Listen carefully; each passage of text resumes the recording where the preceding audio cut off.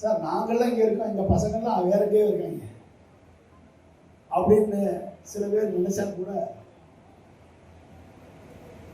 எப்படிப்பட்ட சூழலில் நாம் அனைவரும் குடும்பத்தோடு கலந்துரையாட வேண்டிய சூழல் இருக்கு அப்படின்னா, இன்னைக்கு நீங்க எடுக்கக்கூடிய முடிவு அடுத்த 5 ஆண்டுகள் மட்டுமல்ல, அடுத்து வரக்கூடிய எதிர்கால சந்ததியை நிர்ணயிக்கக்கூடிய தேர்தல். இதுல கோட்டை விட்டா உங்க எதிர்காலம் பாழாகிவிடும் என்பதில் கவனத்தோடு. இதில் கோட்டை விட்டீங்க அப்படின்னா அப்புறம் என்ன சொல்லியிருக்காரு அப்படின்னா, இதை சொல்லி முடிச்சிருங்க, இன்னும் அடுத்த 2 பேர் பேசுறேன்.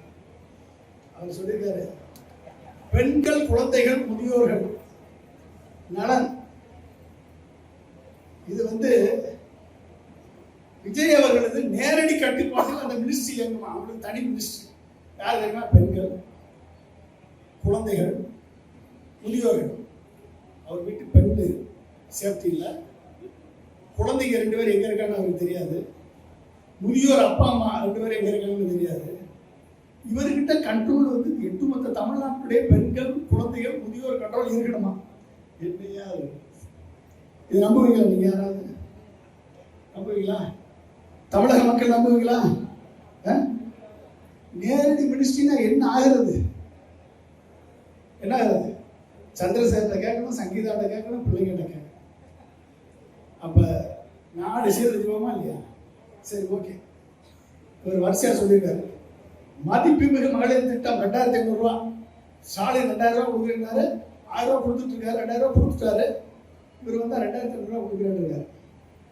அன்னபூரணி சூப்பர் 6 திட்டம் 6 கேஸ் சிலிண்டர் கொடுத்துறாரு, வருஷத்துக்கு கொடுத்துறாரு. அண்ணன் சீர் திட்டம், திருமணம் 1 பவுன் நகை. 1 பவுன் நகை எவ்வளவுமா? இப்ப 1,30,000. நான் 1,20,000 நினைச்சிட்டு இருக்கேன். 30,000 கூட்டிகிட்டே இருக்கு. 1 பவுன் நகை இதெல்லாம் நல்லா கிடைக்கும். நல்லா கிடைச்சா நீங்க மாற்றி போட்டு கொடுக்குறீங்கல்ல. பட்டு சேவை. அடுத்து காமராஜர் கல்வி உறுதி திட்டம், இடைநிற்றல் இல்லாம கல்வி படிக்கிறதுக்காக ஒவ்வொரு குடும்பத்து பெண்களுக்கும் 15,000 ரூபாய் கொடுக்குறாங்க. 5,000 ரூபாய். வெற்றி பயணம் எல்லாத்துக்கும் இலவச பெண்கள் அத்தனை பேருக்கு எல்லாத்துக்கும் எல்லா பஸ்லையும் இலவச பயணம்.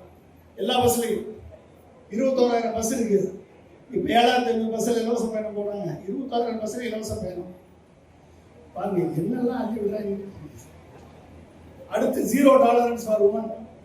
உமன் சேஃப்டிக்காக 500 பாதுகாப்பு படை உருவாகிறார். அஞ்சலை அம்மாள் அதிவிரைவு நீதிமன்றம். அப்புறம் பட்டன் அமுக்குனா உடனே போலீஸ் வந்துடும் உங்களுக்கு. அது ஆட்டோவில் போனாலும் சரி, காரில் போனாலும் சரி, பஸ்ஸில் போனாலும் சரி, பட்டன் அமுக்குனா போலீஸ் வந்துடும். திட்டம் கொண்டாடுறாரு. அடுத்து ஃப்ரீ சானிட்டரி நாப்கின் எல்லாத்துக்கும். அப்புறம் சிங்கம் பெண்களுக்கு மேம்பாட்டு திட்டம் 5 லட்சம் வரை வட்டி இல்லா கடன், 5 லட்சம் வரை மானியம், எம்எஸ்எம்இ கொடுத்தா மானியம். தாய்மாமன் தங்க மோதிர திட்டம் எல்லாத்துக்கும் ஒரு கோல்டு செயின், அப்புறம் பேபி கிட்டு. இதெல்லாம் சொல்லியிருக்கக்கூடிய வாக்குறுதி. ஒட்டுமொத்த வாக்குறுதியும் நான் காரில் வரும்போது கணக்கு போட்டு பார்த்தேன்.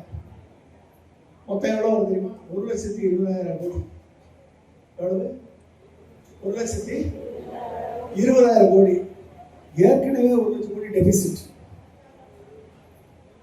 எடப்பாடி சொன்ன 6 திட்டங்களையும் நிறைவேற்றணும்னா 60,000 கோடி. அதுக்கே கடன் வாங்க முடியாது. விஜய் சொன்ன திட்டங்கள் எல்லாம் நிறைவேற்றணும்னா இதான் ஃபர்ஸ்ட் திட்டம் சொல்லியிருக்காரு. இதே 1,20,000 கோடி. பட்ஜெட்னா என்னன்னு தெரியல, பிஸ்கட் என்னன்னு தெரியல. கடன் வாங்குறதுக்கு உன்னை விடுவானா விடாதான்னு வாங்குறதுக்கு திட்டப்படணுமா இல்லையா? உங்க வீட்டுல குடும்பத்துல நீங்க கடன் வாங்கணும்னா இவ்வளவுதான் வாங்க முடியும் அப்படின்ற ஒரு அளவு இருக்கா இல்லையா? இது வாங்கினாதான் கட்ட முடியும் உங்களுக்கு தெரியுமா இல்லையா? கட்ட முடியாத கடன் வாங்கினா என்ன ஆகும்? கந்து வட்டி வாங்கினா என்ன ஆகும்? தூக்கி போட்டு தற்கொலை பண்ணி சாகணும். இதுல என்ன பிரச்சனை அப்படின்னா, விஜய் தான் தமிழகம், தமிழகம் தான் விஜய் அப்படின்னு செத்துட்டா பரவாயில்ல. ஒட்டுமொத்த தமிழகத்தையும் ஜாக வச்சுட்டா என்ன ஆகுது? ஓகே பாருங்களேன். பிஸ்கட் பிஸ்னாக்கன்னு தெரியல, வாயில வந்ததெல்லாம் அள்ளி விடுறாங்க. பண்ண முடியுமா முடியாதான்னு தெரியல. இதை பண்ணணும்னா என்ன பண்ண தெரியுமா? ஜிஎஸ்டி growth 18% கொண்டு போகணும். 18% கொண்டு போகிறது அவ்வளவு ஈஸி இல்லைன்னா 11.19% மு.க. ஸ்டாலின் அவர்கள் கொண்டு வந்ததே இந்தியாவிலே முதல் மாநிலம் தமிழ்நாடு. 15% கொண்டு வந்துட்டாரு அப்படின்னா அது பெரிய விஷயம். ஆனா இவங்க சொல்ற திட்டத்தை பார்த்தா 18%, 20% நடக்காத விஷயங்கள் எல்லாம் கனவுலகில் நின்று சினிமா மாதிரி பேசிட்டு இருக்காங்க. விஜயாத ஒன்றும் தெரியாத. ஆனா எடப்பாடி சொல்றாரு, அவர் சொல்லக்கூடிய திட்டங்களை பார்த்தா 60,000 கோடி ஒரு வருஷம். இப்ப எப்படிப்பட்டவர்களை எல்லாம் நம் முன்னால் இருக்கிறார்கள் என்று பார்க்கும் பொழுது எதிர்காலம் மிகவும் பயங்கரமா இருக்கு.